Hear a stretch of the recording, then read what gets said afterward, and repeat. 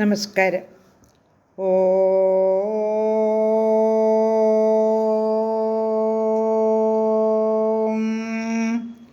ഓം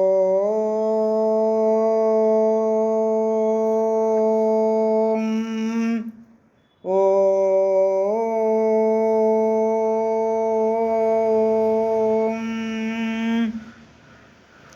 കുജനം രാമ രാമേതി മധുരം മധുരാക്ഷരം ആരുഹ്യ കവിതാശാഖാം വന്ദേ വാൽമീകികോകിലം. രാമായ രാമഭദ്രായ രാമചന്ദ്രായ വേധസേ രഘുനാഥായ നാഥായ സീതായ പതയേ നമഃ. മനോജവം മാരുതതുല്യവേഗം ജിതേന്ദ്രിയം ബുദ്ധിമതാം വരിഷ്ഠം വാതാത്മജം വാനരയൂഥമുഖ്യം ശ്രീരാമദൂതം ശരണം പ്രപദ്യേ. ശ്രീമദ് വാൽമീകി രാമായണം ആരണ്യകാണ്ഡം ഷോഡശ സർഗഃ 16-ാം സർഗം. രാമൻ്റെ ആജ്ഞ അനുസരിച്ച് ലക്ഷ്മണൻ മനോഹരമായ ഒരു പർണശാല അവിടെ നിർമ്മിച്ചിരിക്കുകയാണ്. വളരെ വലിപ്പമുള്ളതും മൺഭിത്തിയോടു കൂടിയതും ഉറപ്പുള്ള തൂണുകളുള്ളതുമൊക്കെ ആയ ഒരു മനോഹരമായ ആശ്രമം. മരക്കൊമ്പുകൾ പരത്തി ഉറപ്പുള്ള കയറുകൾ കൊണ്ട് വരിഞ്ഞു കെട്ടിയതും കുശം, ദർഭ, ഞാങ്ങണപ്പുല്ല് എന്നിവ കൊണ്ട് നന്നായി മേഞ്ഞതുമായിട്ടുള്ള ഒരു മനോഹരമായ ആശ്രമം. അത് നിർമ്മിച്ച ശേഷം ലക്ഷ്മണൻ ഗോദാവരി നദിയിലേക്ക് പോയി കുളിച്ച് താമരപ്പൂക്കളും ഫലങ്ങളുമൊക്കെ കൊണ്ടുവന്നു. ശ്രീരാമൻ സീതയോടും ലക്ഷ്മണനോടുമൊപ്പം ആശ്രമം നോക്കിക്കണ്ട് വളരെ സന്തോഷിച്ചു. എന്നിട്ട് ലക്ഷ്മണനെ ആശ്ലേഷിച്ചുകൊണ്ട് പറഞ്ഞു, എൻ്റെ അച്ഛൻ ഇങ്ങനെയുള്ള ഒരു പുത്രനെ കിട്ടിയതുകൊണ്ട് വളരെ അനുഗ്രഹീതനായിരിക്കുന്നു, ദശരഥൻ വളരെ അനുഗ്രഹീതനായിരിക്കുന്നു എന്ന് പറയുന്നു.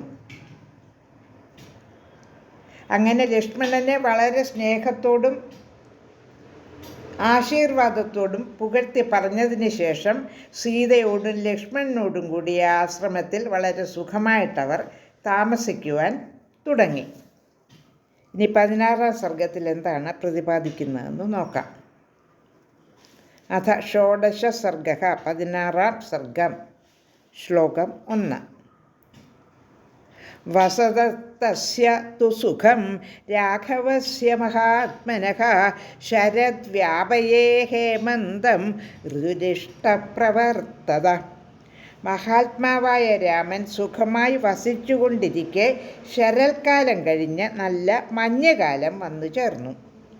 സ കദാചിത് പ്രഭാതായാം ശർവര്യാം രഘുനന്ദനഃ പ്രയയാഭിഷേകാർത്ഥം രമ്യാം ഗോദാവരീം നദീം. ശ്ലോകം 2ൻ്റെ അർത്ഥം: ഒരു നാൾ പുലർകാലത്തിൽ രഘുനന്ദനൻ സ്നാനത്തിനായി ഗോദാവരി നദിയിലേക്ക് പോയി. ശ്ലോകം 3. പ്രഹ്വ കലശഹസ്തസ്തു സീതയാ സഹ വീര്യവാൻ പൃഷ്ടതോ അനുവ്രജൻ ഭ്രാത സൗമിത്രീരിതമബ്രവീത്. 3-ാമത്തെ ശ്ലോകത്തിൻ്റെ അർത്ഥം: കയ്യിൽ കുടവും എടുത്തുകൊണ്ട് സീതാദേവിയോടുകൂടി പിൻപേ പോകുന്ന സഹോദരൻ ലക്ഷ്മണൻ സവിനയം ഇപ്രകാരം പറഞ്ഞു. ശ്ലോകം 4. അയം സ കാലസംപ്രാപ്തഃ പ്രിയോ യസ്തേ പ്രിയം വദ അലങ്കൃത ഇവാഭാതി യേന സംവത്സര ശുഭഃ. പ്രിയം വദ, അങ്ങേക്ക് ഇഷ്ടപ്പെട്ടതും സംവത്സരത്തെ ഒട്ടാകെ അലങ്കരിക്കത്തക്കവണ്ണം ശോഭിക്കുന്നതുമായ ഹേമന്തകാലം ഇതാ വന്നിരിക്കുന്നു. ശ്ലോകം 5. നീഹാരപരുഷോ ലോക പൃഥിവീ സസ്യമാലിനി ജലാന്യന്യുപഭോഗ്യാന്നി സുഭഗോ ഹവ്യവാഹനഃ. മഞ്ഞു പൊഴിഞ്ഞ് ലോകം വിഷമിക്കുന്നു. പൃഥ്വി സസ്യങ്ങൾ തഴച്ചതായി വർത്തിക്കുന്നു. വെള്ളമെടുത്തു കുടിക്കാൻ പറ്റാത്തതായി തീർന്നിരിക്കുന്നു. അഗ്നി ആളുകൾക്ക് ഇഷ്ടപ്പെടുന്നവനായി തീർന്നു, തീ കായാൻ വേണ്ടി. ശ്ലോകം 6. നവാഗ്രയണ പൂജാഭിർ അഭ്യർച്ച്യ പിതൃദേവതാഃ കൃതാഗ്രയണകാലേ സന്തോ വിഗതകൽമഷാം. പിതൃദേവതകൾക്ക് പൂത്തരി നിവേദിച്ച് കൽമഷമറ്റ സത്തുക്കൾ പുത്തരി ഉണ്ണുന്നു. ശ്ലോകം 7. പ്രാജ്യകാമാജനപദാഃ സമ്പന്നതരഗോരസാഃ വിചരന്തി മഹീപാല യാത്രാർത്ഥം വിജിഗീഷവഃ.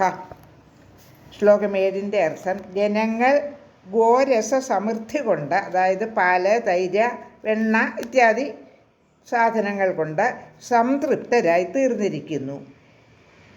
രാജ്യങ്ങൾ വെട്ടിപ്പിടിക്കാൻ ആഗ്രഹിക്കുന്നവർ, അതായത് രാജാക്കന്മാർ, യുദ്ധയാത്രയ്ക്ക് ഇറങ്ങി തുടങ്ങി.